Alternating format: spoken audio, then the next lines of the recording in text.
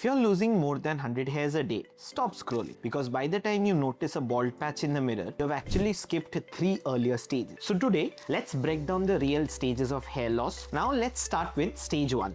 This is the stage almost nobody catches. Your hairline looks completely normal, but if you look closely, your parting feels slightly wider than it did 2 years ago, or you're seeing a few extra hairs on your pillow. Doctors call this miniaturization. The hair strand is becoming thinner before it eventually stops growing altogether and almost stop working once you reach the stage where everyone starts calling you that you're going bald, and you'll see why timing changes everything in the hair loss process. Stage 2 is when the hairline starts to move, usually from the temples, forming a slight M shape. This is usually the first stage people actually notice in the mirror. At this point, the hair follicle is shrinking faster and the growth phase of each strand is getting shorter and shorter. Stage 3, most people finally book their first hair consultation. The temple recession becomes evident, and you might also notice thinning starting at the crown, the back top of your head. I think people are starting to notice, and usually they are right. Stage 4 and 5 involve the crown and the front joining together. The thinning areas start to connect. This is what most people picture when they're imagining balding. But here's the truth that doesn't get said enough. Even at this stage, many follicles are still alive, just dormant, like a plant that stopped growing but hasn't died. Stage 6 and 7 are the more advanced stages, where the top of the scalp is mostly clear and a band of hair remains around the sides and your back. At this point, some follicles have closed permanently, but the sides and back usually stay strong because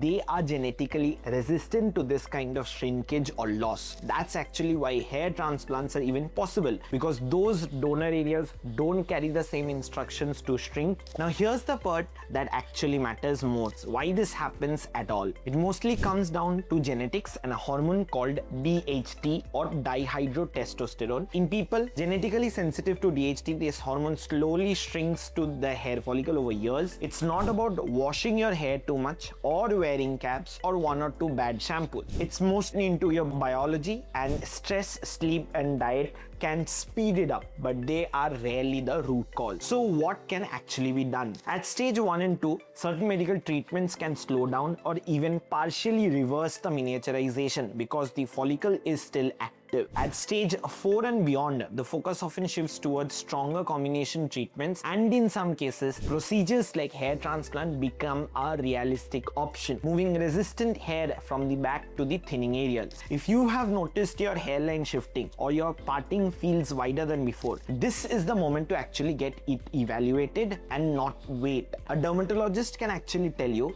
through a simple scalp check exactly which stage you are in, even before it's visible to anyone else. That one conversation could be the difference between slowing this down now or dealing with a much bigger problem later.